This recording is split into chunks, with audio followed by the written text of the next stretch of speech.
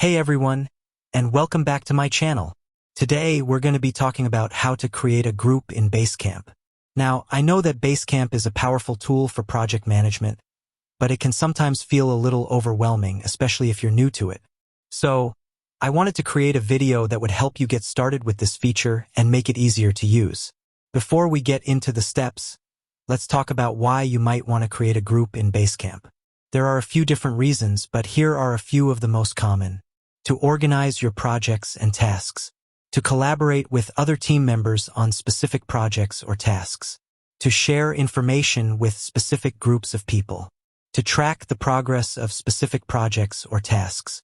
Now that we know why we might want to create a group, let's get into the steps. How to create a group in Basecamp.